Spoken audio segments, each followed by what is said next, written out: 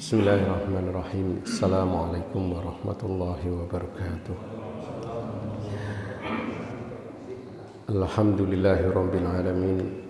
Alhamdulillahi la haula wala quwwata illa billahil aliyyil azim.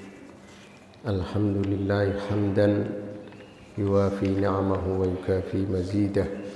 Ya Rabbana lakal hamd kama yanbaghi li jalali wajhikal karim wa li 'azimi sultanik. Subhanaka la nusi thana'an kama athnaita ala nafsik. Allahumma salli ala abdika wa rasulika Muhammadin wa ala alihi wa ashabihi ajma'in, amma ba'd. Ma'asyiral hadirin rahimakumullah, pada pagi hari ini alhamdulillah kita diberikan nikmat oleh Allah Subhanahu wa taala, terutama nikmat sehat yang sangat kita idam-idamkan, nikmat sehat, nikmat aman, sehingga kita bisa melaksanakan ketaatan kepada Allah Subhanahu wa taala. Dalam kesempatan yang lalu kita pernah membahas tentang surat Al-Fatihah dan ayat yang berkaitan dengan pelaksanaan puasa Ramadan yang saya ambil dari kitab Tafsir Ayatul Ahkam. Ini ada 2 jilid kitab ini, Tafsir Ayatul Ahkam karya Syekh Ali Sobuni, yang sekitar 3 bulan yang lalu beliau meninggal dunia, yaitu aslinya orang Syria, tinggalnya di Arab Saudi. Setelah itu ketika meninggal dunia justru dimakamkannya di Turki, bisa pindah-pindah seperti itu. Jadi seorang ulama yang besar namanya Syekh Ali As-Sobuni. Dalam kesempatan kali ini ma'asyiral hadirin, kita akan membahas tentang Al-Muharramat minan Nisa. Kenapa saya memilih bahasan ini? Karena seperti ini, di Indonesia itu ada akhir-akhir ini ada fenomena yang aneh. Seorang laki-laki menikah dengan laki-laki. Kalau di dalam ayat ini, seorang laki-laki tidak diperbolehkan menikah dengan seorang perempuan. Lah perempuannya itu yang seperti apa? Tapi laki-laki dengan perempuan, bukan laki-laki dengan laki-laki. Jadi kalau lihat di fenomena di negara kita ini, kalau saya lihat itu, mau lihat aneh ya aneh, umbrus ya umbrus. Makanya beberapa waktu yang lalu ada salah satu stasiun televisi melakukan investigasi kepada salah satu dari pasangan pengantin baru. Didatangkan wartawannya ke situ, diinvestigasi, karena ada kabar-kabar ini laki menikah dengan laki-laki, dengan resepsi, dengan cara pelaksanaan pengantinnya seperti di Indonesia, persis sama di Indonesia seperti ini. Ada tahapan-tahapannya sama, tapi ada tanda kutip, ini si perempuannya laki-laki, Ketika diinvestigasi betul, tinggalnya di rumah ibu si laki-laki. Ketika ditanya si ibu mertua ini ditanya, "Bu, menantu ibu laki-laki apa perempuan?" Menantu ibu laki-laki apa perempuan? Jawabnya perempuan, Pak. Awalnya itu perempuan, lihat aja kamarnya. Ketika dilihat kamarnya rapi, jilbab itu ditata rapi. Ketika tetangganya ditanya, "Tetangga kamu ini laki apa perempuan?" Pertamanya si perempuan, Pak. Karena apa? Ketika pengantin baru, jarak 1 hari 2 hari, dia minta ke pasar mau beli sayur untuk masak, saya yang boncengin. Si perempuan tetangga ini saya yang boncengin. Ternyata terbukti kalau dia laki-laki. Jadi apa? Si ibu mertuanya kena tipu, tetangganya perempuan yang boncengin juga kena tipu. Ternyata laki-laki nikah sama laki-laki, Pak. Itu sudah dari resepsi sampai diinvestigasi, sampai ketangkap polisi itu ada beberapa hari, hampir 1 bulan tuh. Hampir 1 bulan. Kenalannya di mana? Kenalannya di Facebook. Dan bukan sekali itu Bapak Ibu sekalian. Di Indonesia itu seperti itu, bukan sekali. Laki-laki nikah dengan laki-laki. Itu di daerah sana Jawa Barat. Kalau di Jawa Tengah sini perempuan dengan perempuan. Yang lebih anehnya lagi, si istri yang memang betul-betul perempuan nggak tahu sama sekali kalau si suaminya perempuan juga. Coba fenomena seperti ini yang dulunya tidak masuk akal terjadi di Indonesia.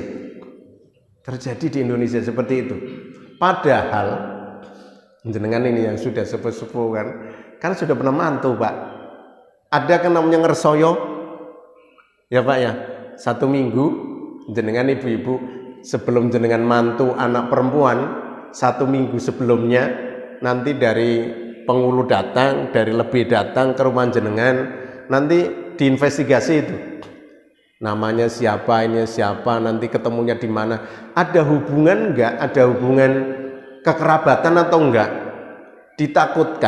Ditakutkan ketika sudah menikah jreng, ternyata ada hubungan kekerabatan yang ditakutkan itu. Tapi di situ seperti formalitas saja. Dicontengi, nanti yang nikahkan siapa, ini siapa, maharnya berapa, itu aja. Maharnya itu. Kayaknya ada yang perlu ditekankan. Calon suami, kamu bener laki-laki. Nanti si calon suaminya, bapak nggak percaya kalau saya laki-laki. Sebenarnya kejadian seperti itu. Yang keduanya, ini sama parahnya. Parahnya apa? Ketika si perempuan ditanya, kamu punya hubungan apa sama dia? Apa nasab, ada apa. Ada pertanyaan yang kurang menurut saya. Di perut kamu sudah ada janin atau belum? Itu Pak, Bu. 2 kali itu saya. 2 kali. Saya jadi disuruh untuk ular-ular di resepsi. 2 kali, Bu. Ular-ular selesai, jarak 6 bulan lahir anaknya. Yang satunya lagi 4 bulan Pak lahir. Apa ini ada Ustaz Najmuddin, ada Ustaz Nur. Apa kalau ada orang datang, Ustaz nanti ular-ular ya, saya mau mantu. Masa kita mau tanya sudah nyicil atau belum? Nggak bakalan kan? Nggak bakalan kita nanya seperti itu. Kita nganggapnya semua orang itu baik-baik saja. Tapi apa? 6 bulan lahir, saya diberitahu, Ustaz, yang Ustaz waktu itu ini udah lahir si anaknya. Lah bulan apa itu? Saya hitung 6 bulan. Apa enggak hebat, Bu? Kalau ibu membutuhkan 9 bulan, ini butuh cuma 6 bulan. Lewatnya jalan tol. 6 bulan.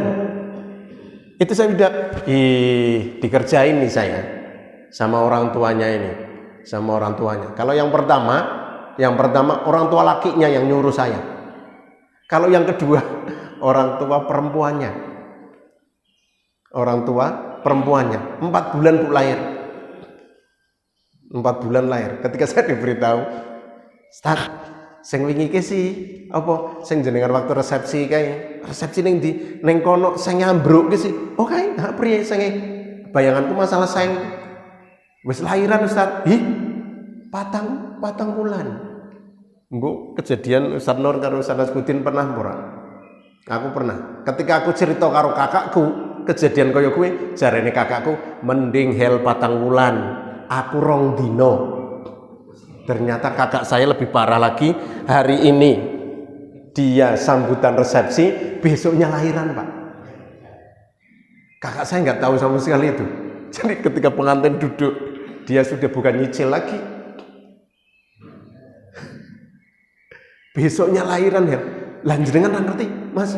Aku nggak ngerti sama sekali. Wah, aku ditembungi. Ya wis, aku tak lagi wong ki apik kabeh. Niku Bapak Ibu sekalian, kejadian-kejadian aneh di lingkungan kita seperti itu. Akhirnya kadang nek aku mikir Indonesia sering kena bencana, soalnya pas bener Pak. Asal kejadian sing ora masuk akal bisa terjadi di negara kita. Kenapa? Ya satu masalah keilmuan, satu masalah ketaatan. Ketaatan itu apa? Yang namanya takwa itu takut. adanya rasa takut. Nah, di sini Bapak Ibu sekalian, kita akan membahas ayat yang berkaitan dengan muharramat minan nisa. Paling enggak kita tahu. Selanjutnya nanti kita bisa ya sampaikan kepada keluarga seperti ini. A'udzubillahi minasyaitonirrajim. Bismillahirrahmanirrahim. Ini surat An-Nisa ayat 19 sampai ayat 24, panjang sekali. Ya ayyuhalladzina amanu la yahillu lakum an tarithun nisaa karha wa la ta'dhuluhunna litadhhabu bi ba'di ma ataitumuhunna illa ayatina bi fahishatin mubayyinah wa 'ashiruhunna bil ma'ruf. Fa in karihtumuhunna fa 'asa an takrahu syai'a wa yaj'alallahu fihi khairan katsira wa in aradtum istibdala zawjin makana zawjin wa ataitum ihdahunna qintaran fala ta'khudhu minhu syai'a ata'khudunahu buhtanan wa itsman mubina wa kaifa ta'khudunahu wa qad afdha ba'dukum ila ba'din wa akhadna minkum mitsaqan ghalidha wa la tankihu ma nakaha aba'ukum minan nisa'i illa ma qad salaf innahu kana fahishatan wa maqtan wa sa'a sabila. Ayat sampai akhir, karena ini ayatnya panjang enggak saya bacakan. Bapak dan Ibu sekalian, asbabun nuzul dari salah satu ayat ini seperti ini. Diriwayatkan dari Ibnu Abbas radhiyallahu anhuma annahu qala kana ahlul jahiliyah idza mata ar-rajulu kana awliya'uhu ahaqqu bi imra'atihi in syaa'a ba'duhum tazawwajaha wa in sya'u zawwajuha wa in sya'u lam yuzawwijuha wa hufahum ahaqqu biha min ahliha. Yang keduanya, anna ahlal jahiliyah kana idza mata ar-rajulu jaa ibnuhu min ghairiha aw waliyuhu fawaratha imra'atahu kama yarithu malahu wa alqa 'alaiha thawban fa in syaa'a tazawwajaha bisadaq al-awwal wa in syaa'a zawwajaha ghairahu wa akhadha sadaqaha fa naw'an dzalik. Jadi pada zaman jahiliyah, kalau ada seorang laki-laki meninggal dunia, dia meninggalkan istri, maka istri ini diwariskan sebagaimana hartanya diwariskan kepada ahli warisnya. Jadi salah satu harta yang diwariskan adalah istri. Ketika si suami meninggal dunia, salah satu harta warisannya adalah istri. Itu pada zaman jahiliyah seperti itu. Istri saat itu, di samping dia jadi harta warisan, bukan mendapatkan warisan dari suami, istri saat itu, maksudnya si suami saat itu rata-rata mempunyai istri lebih dari satu, sehingga seorang anak dari si suami tadi, si ayah tadi, rata-rata mempunyai ibu tiri. Setelah si suami meninggal dunia, maka si istri ini tidak pulang ke keluarganya, tapi jadi harta warisan di situ.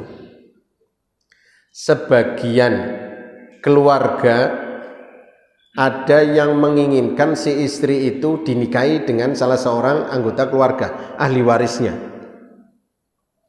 Bahasa sininya nunggak semi, entuk adik suami atau entuk kakak suami, seperti itu. Ada yang kejadian dinikahkan dengan orang yang lain. Si istri ini nikahkan dengan orang yang lain, tapi maharnya diambil oleh ahli warisnya. Jadi seorang perempuan ketika dia menikah lebih dari satu, dia mendapatkan mahar cuma sekali, yang pertama saja. Ya, jadi mahar yang keduanya diambil oleh ahli waris tadi, karena si istri ini termasuk warisan. Ketika dinikahkan dengan orang lain, maharnya diambil. Terus mungkin juga si istri ini tidak diapa-apain, tidak dinikahi dan juga tidak dinikahkan dengan orang lain, didiemin saja sampai nanti meninggal dunia. Nah ini yang dimasukkan di sini, la yahillu lakum antarithun nisaa karha. Jadi wala ta'duluhunna litadhabu bi ba'di ma ataitumuhunna. Si istri ini yang ditinggal mati oleh suaminya ini dipersulit oleh keluarga si suami ini, biar nanti si istri itu memberikan sesuatu yang pernah diberikan oleh suami atau mahar yang dulu diberikan ke situ. Atau mereka mempersulit istri untuk menikah lagi dengan orang lain. Lah kalau zaman kita, syariat Rasulullah SAW, ketika seorang suami meninggal dunia, masa iddah selesai, si istri bebas mau menikah dengan siapa saja. Tapi biasanya ini kalau ada di kita, si istri mau menikah lagi, biasanya masih minta izin ke keluarga suami. Ya paling enggak memberitahukan ke keluarga suami, walaupun dia sudah keluar dari lingkungan keluarga itu. Ini adab saja. Ya, sopan santun karena dia pernah menjadi keluarga di sini. Apalagi kalau si istri ini punya anak dan tinggalnya di rumah suami, di lingkungan keluarga besar suami. Nah, kadang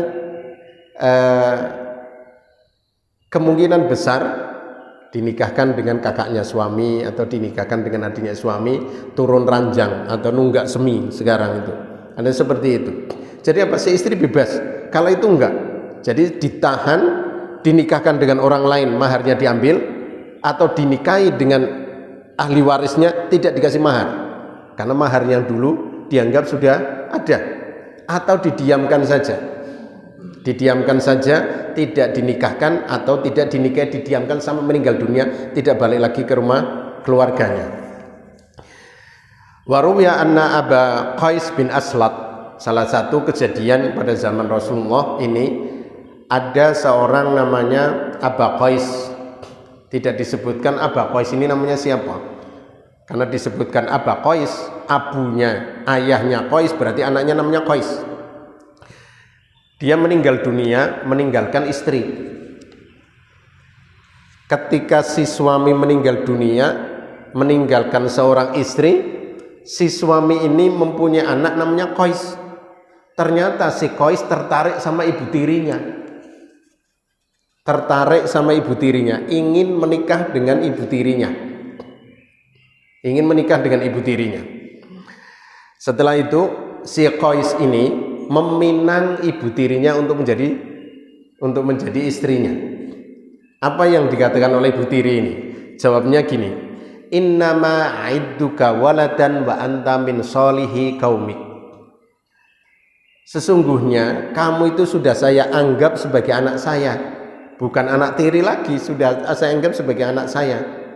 Dan kamu bukan orang yang jahat, kamu itu termasuk orang yang baik. Di dalam kaum kamu itu kamu orang yang baik. Kenapa sih kok kamu senang sama ibu tiri, tidak menikah lagi, menikah saja dengan orang lain? Tapi si ibu ini, karena ibu tiri, hebatnya dia, ketika dia dipinang oleh anak tirinya, dia mengatakan kepada anak tiri seperti itu, dia masih mengatakan walakin ati Rasulullah sallallahu alaihi wasallam wastamarahu.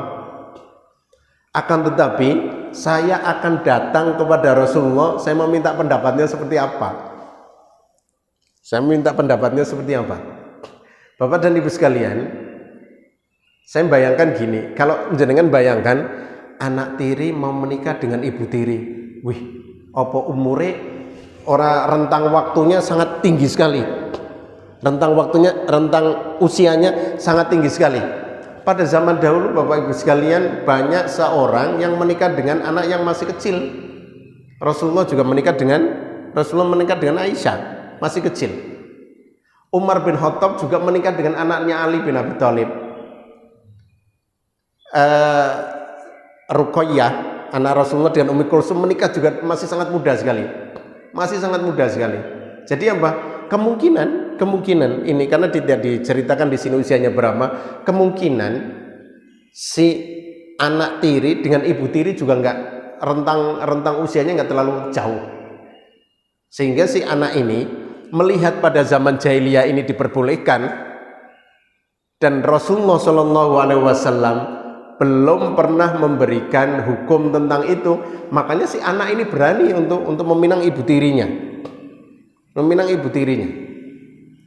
Walakin ati Rasulullah, akan tapi saya akan mendatangi Rasulullah dan saya minta pendapatnya.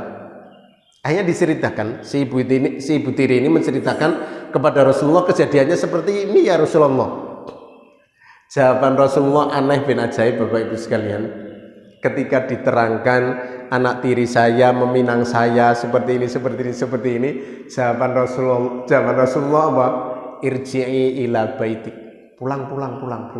Kamu pulang. Jawabannya pulang.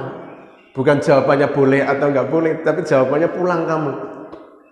Kenapa pulang kamu? Belum ada dalam agama Islam hukumnya seperti apa. Dan Rasulullah bukan yang membuat hukum, Rasulullah cuma menyampaikan. Baru setelah itu kejadian ini Allah Subhanahu wa taala menurunkan surat An-Nisa ayat 22. Nah itu baru setelah itu ada hukumnya, tidak diperbolehkan. Wala tangkihu manakaha abaukum minan nisa'i illa ma qad salaf. Tidak diperbolehkan. Jadi ada ibu, ada lagi zaujatu abi, manakaha abaukum minan nisa. Jadi kalau saya melihat gini, ada ibu saya, ada istri dari ayah. Nah, istri dari ayah. Kalau istri dari ayah siapa? Istri dari ayah ibu tiri. Tapi kalau ibu ya ibu saya yang melahirkan saya. Itu Bapak Ibu sekalian asbabun nuzul dari ayat ini. Selanjutnya bahwa di sini ada larangan dari Allah Subhanahu wa taala seperti tadi yang kita sudah sebutkan, larangan tentang mewariskan seorang perempuan kepada ahli warisnya.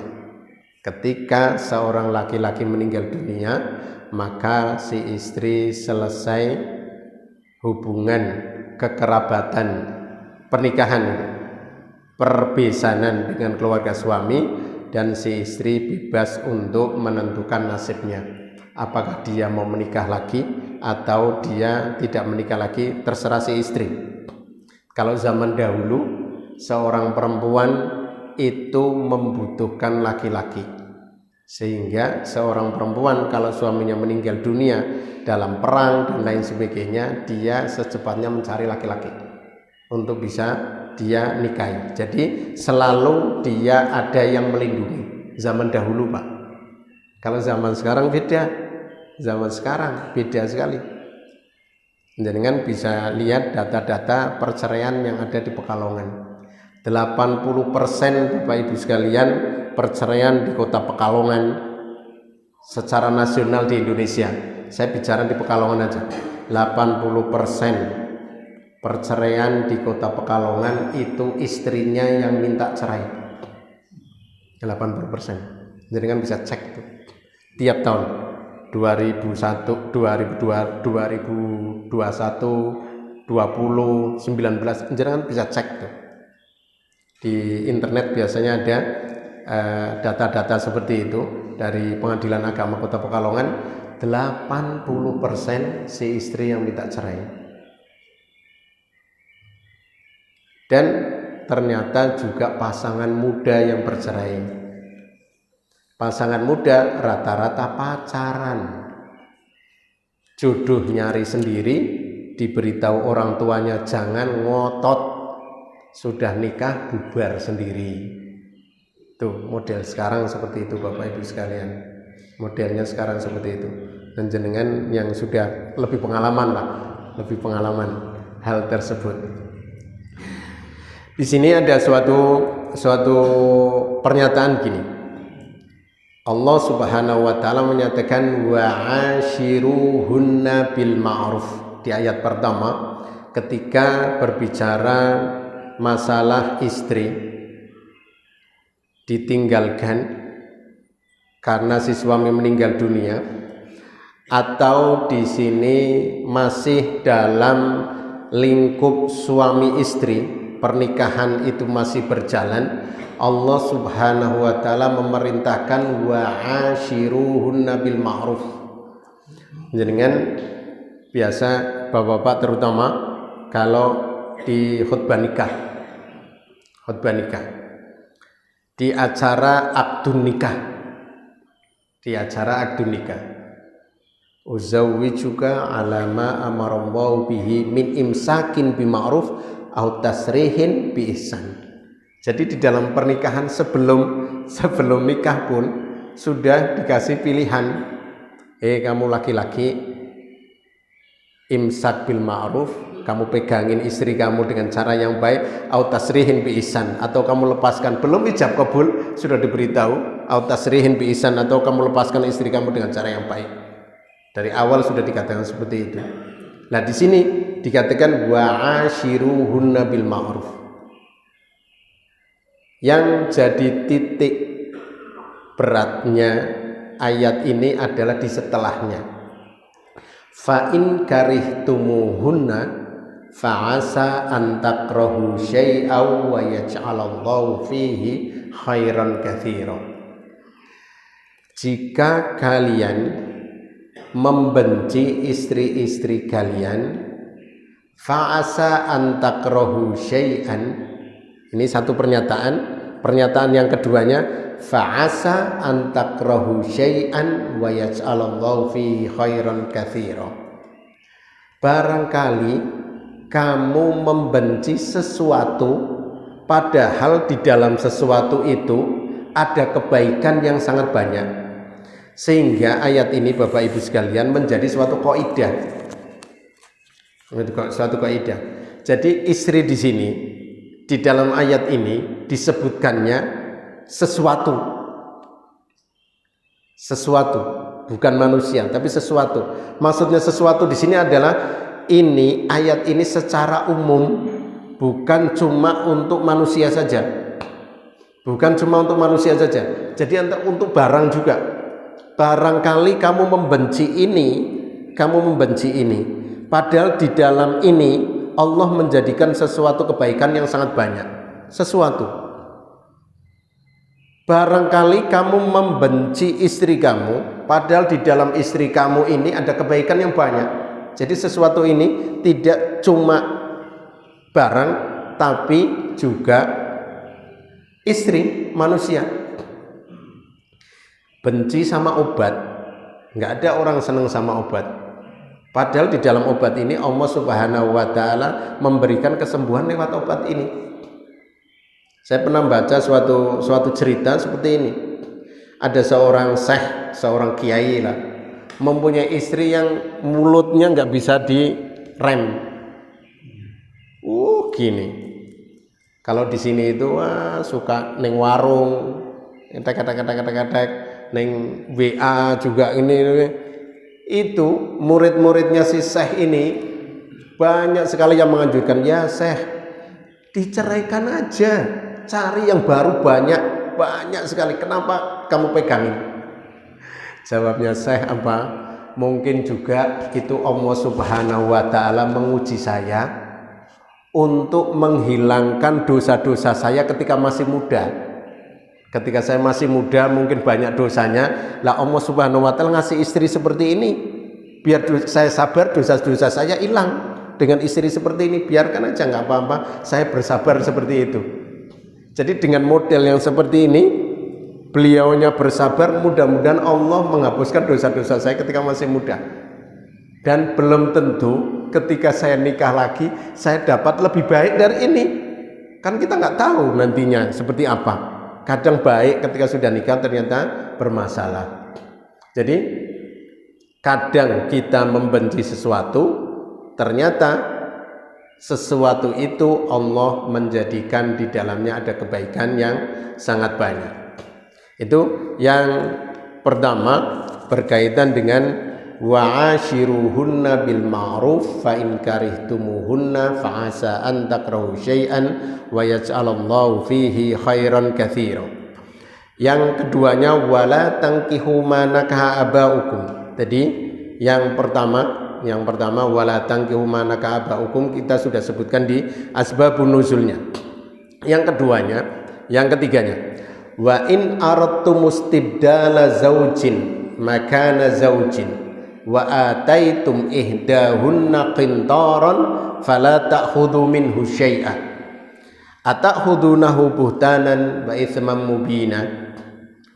Jika kamu, ya ini pernyataannya antik Pak ayat ini, jika kamu menginginkan mengganti istri dengan istri yang lainnya dan kamu sudah memberikan mahar yang qintar yang sangat banyak, kamu jangan mengambil kembali yang sudah kamu berikan seperti itu. Atakhudunahu buhtanan wa itsman mubina. Itu ada pertanyaan di akhirnya. Bagaimana kamu mengambil itu? Dengan cara-cara yang tidak syar'i. Setelah itu, wa kaifa ta'khudunahu wa qad afdha ba'dukum ila ba'dhin wa akhadna minkum mitsaqan ghalidha. Bagaimana kamu mengambil kembali mahar yang sudah kamu berikan yang banyak tadi, sedangkan kamu sudah afdha ba'dukum ila ba'dhin. Bapak dan Ibu sekalian, afdha ba'dukum ila ba'dhin itu artinya hubungan badan.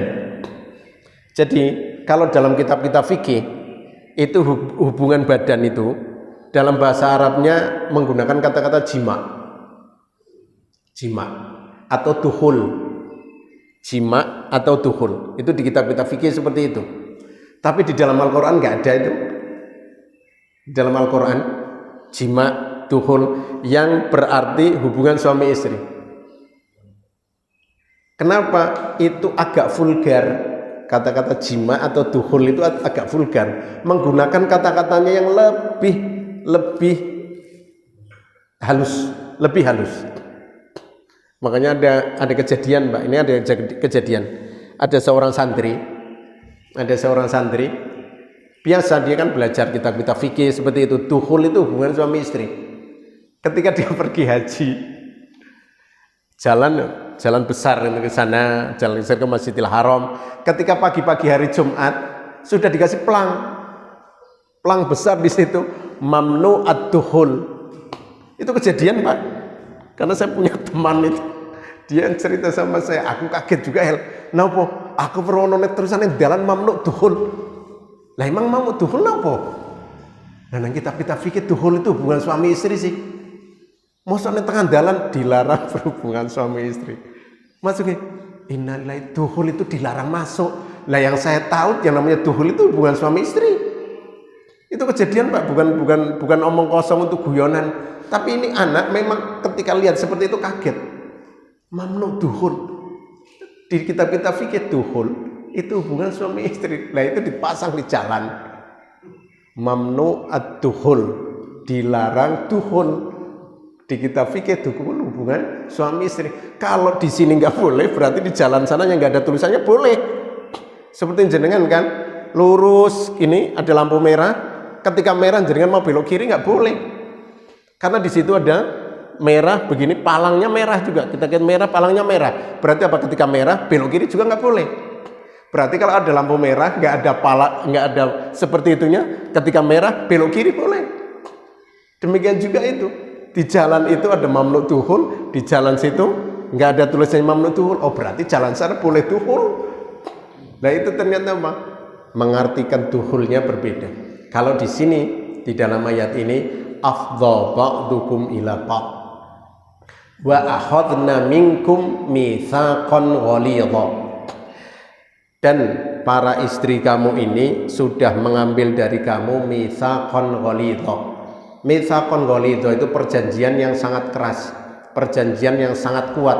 Perjanjian apa? Ijab kabul itu dinamakan oleh Allah Subhanahu wa taala sebagai perjanjian yang sangat kuat.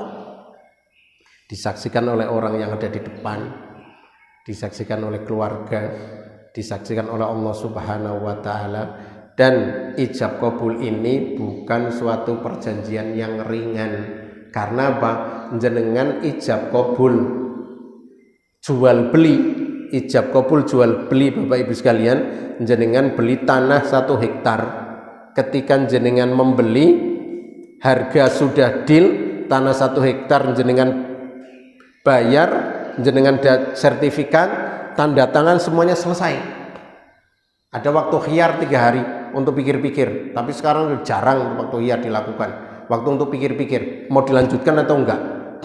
Tapi di sini ketika sudah selesai ini, jenengan sudah dapat sertifikatnya, yang jual sudah dapat uangnya, selesai.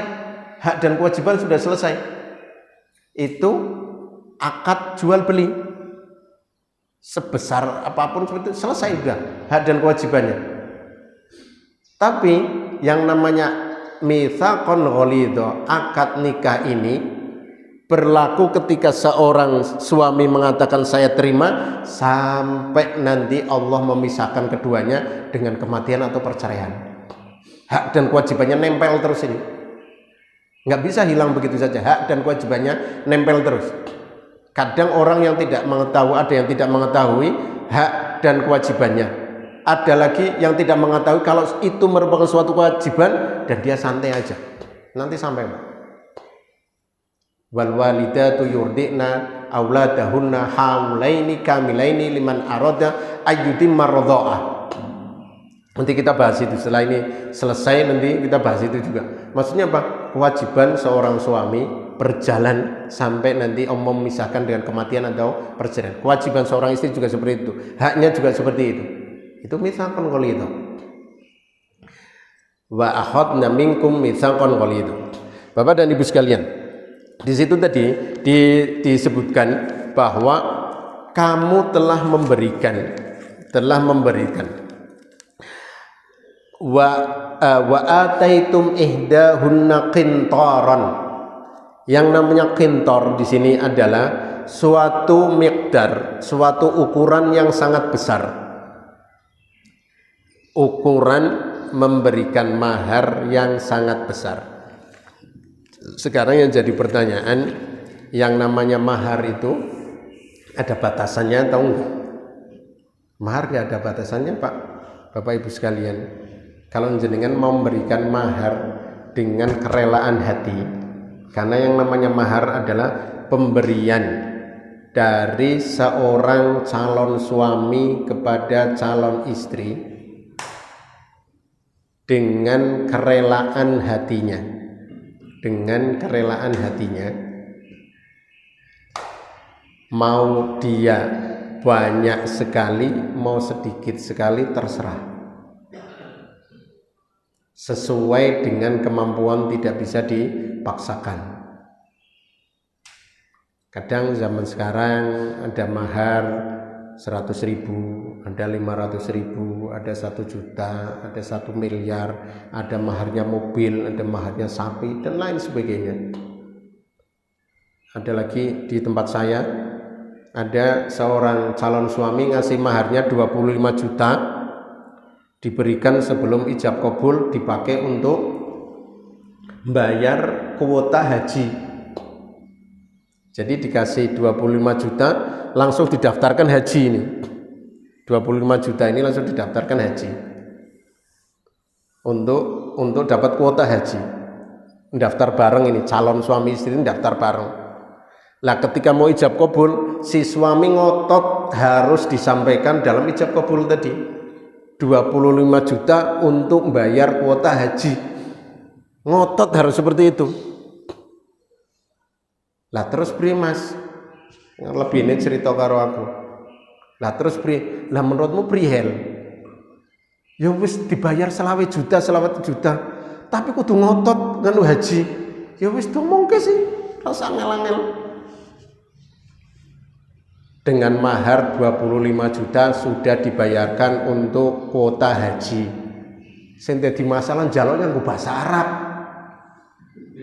Allahu Akbar ki bocah. Njaluk nganggo bahasa Arab ae kok kuwi, Bu. Ya angel meneh ra.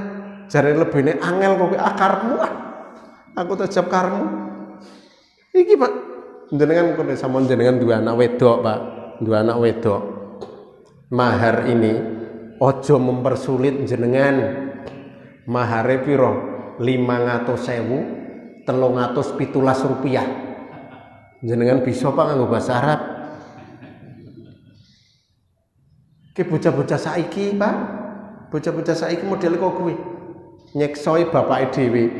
Pokoke si bocah lanange ngotot ki mahare pecahan, engko bapakmu nganggone bahasa Arab. Bapake bingung, takon nang Ustaz Nurozin. Ustaz Nurozin iki sibuk mrene enggak ketemu-ketemu jenengan. Akhirnya panjenengan nyerah. Jenengan nyerah. Ketika jenengan nyerah diweke ning Pak Pengulu. Durung mesti bisa Pak tak kandhani Pak Pengulu ki. Durung mesti bisa. Pecahan-pecahan kok ki bocah nom-nom kok ki apa? Nyekso. Pernah kejadian Pak ning kene ning aku melu ning kono 500.000 317 rupiah. Duite di figura bentuke wayang. Di figura bentuke wayang digocek kaya iki. Dene klambine wayangke duit 10.000 macam-macam tuh oke. Aku ndelok iki mahare rahat ki engko bakale. Rahat bakale. Aku itu rahat bakale. Berhubung ning kono ana kiai sing niki, Pak Kiai Ribatul Muta'alimin Landung Sari. Pak Kiai ini rawuh ning kono. Sing iring-iring ke ustaz-ustaz sono melu iring-iring kabeh, Bu. Ternyata Pak Kiai ini gampang effort lagi. Pak Kiai kula nyuwun ngagetke putri kawula ingkang asmi kados niki ngangge mahar 500.000 317 rupiah. Jare Pak Kiai nggih kula tampi. Nah atiku rahat. Ternyata Pak Kiai ini gampang po. Uzawi juga bimahrin al-muwaffaq alaih. Saya nikahkan kamu si fulan dengan mahar yang sudah disepakati. Halan. Ustaz-ustaz sono sing biasa ngagetke do bingung ngrungokke. Dengan mahar yang telah disepakati halan. Langsung si lanange qabil tu tazwija. Gampang temen daripada ngapal ke 500.000 317 rupiah dengan mahar yang telah disepakati. Aku membayangkan Bapak Ibu sekalian, itu mahar dipakai figura, pakai kaca seperti itu. Nek suatu ketika si suami randi duit, cuma duitnya beras. Mangan bareng karo bojone. Pak dipangan segodok, opo mahare dicopot nggo tuku penyet. Ayo Bu, menurut jenengan kira-kira pri? Menurut jenengan kira-kira pri? Ya ora usah dikoyo kowe iki. Pak dimahari 1 juta leboke amplop. Suatu ketika ranti duit, jarene si istri, "Mas rapopo Mas, duit maharku si ono kae, ayo nggo tuku megono, nggo tuku iki."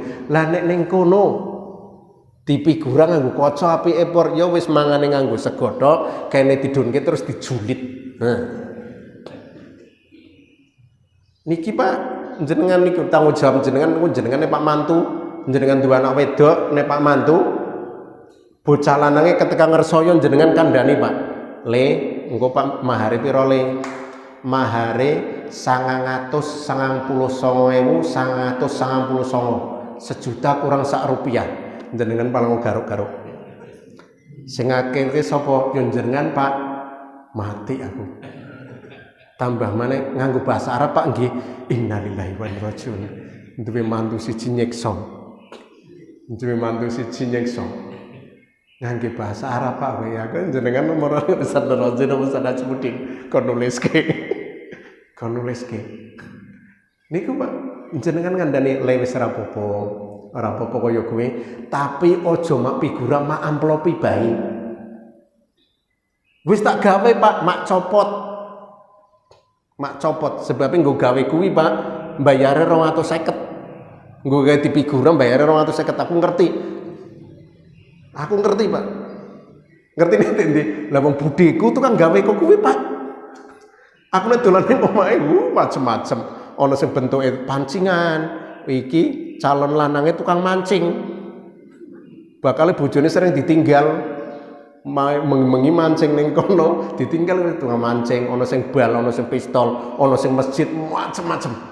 Piro budhe iki 220, sing rumit iki 250. Nek njaluke dina iki engko esuk dadi tak jaluki sekitar 300. Nek njaluke rentang waktune dawa ora rumit ya paling 100. Niku Pak nggo gawe figura kok kuwi sampe 250 bar kuwi ditempelke. Barang di duit bingung, Pak dibuka eman-eman, ra dibuka mangan rano lauke. Niku Bapak Ibu sekalian. Sekarang bagaimana ketika seseorang memberikan mahar? Pernah suatu ketika datang seorang perempuan di halaqah Rasulullah. Rasulullah memberikan nasihat kepada para sahabat, ternyata ada seorang perempuan. Nah ini pada zaman dahulu itu seperti itu Pak. Ketika seorang perempuan tidak punya suami, dia akan datang ke tempat Rasulullah. Ya Rasulullah, wahabtu nafsi ilaik. Ya Rasulullah, sapa sing nikah karo aku? Nek zaman saiki nembak. Nek zaman saiki bocah pacaran lanange sing ngomong dhisik. Wedok orang. Nek zaman dulu enggak. Zaman dulu ketika seorang istri enggak ada suaminya karena seorang istri butuh perlindungan dari seorang laki-laki. Ketika dia datang seperti itu, enggak ada yang mau. Ternyata sahabat Rasulullah ada yang mau. Ada yang mau. Sahabat Rasulullah, kamu cari di rumah yang bisa dipakai untuk mahar. Si perempuan ini berdiri. Balik lagi masih untuk berdiri, perempuan, saya nggak punya apa-apa ya Rasulullah. Iki miskin temenanan ke semua lanang. Aku cuma duwe klambi sing tak nggo. Ora duwe apa-apa. Jane Rasulullah apa? Iltamis wa khataman min hadid. Kamu cari walaupun cincin dari besi. Walaupun cincin dari besi. Nek bocah saiki, Pak, kowe duwe apa le nggo maharan duwe apa-apa, Pak? Jenengan le kowe kluru nggo gawe calon bojomu cincin nganggo besi. Kira-kira rindi iki bocah. Ning pasar senggol, Pak. Sekrup akeh ning ngono gede-gede. Ono sekrup wong dodol ke sekrup glinding siji ora dijual gratis ning pinggir dalan. Maju kuwi nggo gawe mahar. Gede kan kena dilebok kene-kene. Bar kawin suatu ketika jengkel karo bojone wedoke ngampleng lanange. Pingsan lanange, mangan kuwi maharmu. Kena cincin dari besi tenan pingsan iki bojo wong lanang. Pingsan wong lanang. Itu mahar yang oleh Rasulullah. Jadi lihat keadaan. Lihat keadaan. Mau besar sebesar apapun kalau kita punya silakan. Ada yang mengatakan bahwa mahar ini harus bentuknya benda. Ada yang mengatakan tidak harus bentuk benda karena pada zaman Rasulullah juga ada yang maharnya ngajarkan calon istrinya untuk membaca Al-Quran. Nah kalau Rasulullah bagaimana Bapak Ibu sekalian? Rasulullah ketika menikah dengan Khadijah, Rasulullah usianya 25, Khadijah usianya 40. Khadijah kaya raya. Nah ini kejadian ini adalah kejadian yang memicu orang untuk mengatakan Muhammad ke matre, mau menikah dengan seorang janda karena jandanya kaya raya. Muhammad matre. Yang Muhammad itu siapa? Rasulullah. Saat itu belum diangkat sebagai Rasulullah. Kita lihat apakah Rasulullah seperti itu? Ini Muhammad masih muda usia 25 menikah dengan 40 seperti itu, ternyata nggak sembarangan Pak. 20 ekor unta untuk maharnya, emasnya sekitar 2 on. Ayo sekarang dihitung. Nek unta siji, sapi siji wingi sing gedhi paling ora 20 juta. Nek unta piro? Dianggap wis unta 20 juta wis. Ping 20 piro? 500 juta. 500 juta. Ditambah emas rong on. Mas piro Bu? Ibu-ibu biasanya ngerti. Ayo Bu, mas piro saiki? 970. Digenepke wis 900. Ping rong on. Duitnya piro Bu kira-kira? Ono wong saiki ngeki kaya kuwi. Seorang perjaka menikah dengan seorang janda dengan mahar seperti itu. Nek nikahan ning Masjid Al Amin, untone dicancang iki 20 mrono, mahare diweke ning kene, bar ijab kabul langsung viral ning warung. Ning warung langsung viral kowe. Nggo gawe dongengan, masyaallah ki. Nggo gawe dongengan langsung. Kae lho, untone iki semono akeh iki semono iki. Iku Rasulullah. Jadi nggak sembarangan Rasulullah menikah dengan Khadijah, itu nggak sembarangan. Maharnya nggak sembarangan. Sangat besar sekali. Jadi jangan mempunyai pemikiran Muhammad matre. Enggak seperti itu. Rasulullah pedagang sukses Bapak Ibu sekalian. Beliau berdagang sampai usia 38 tahun. 3 tahun sebelum diangkat sebagai Rasul, beliau masih berdagang. Dari sebelum menikah dengan Khadijah, berarti umur belasan tahun sampai 37 tahun. Rasulullah kaya saat itu, nggak sembarangan. Nggak sembarangan itu mahar Bapak Ibu sekalian. Sehingga kintor. Ketika disebutkan wa ahtaitum ihdahunna qintaran fala ta'khudhu minhu syai'an.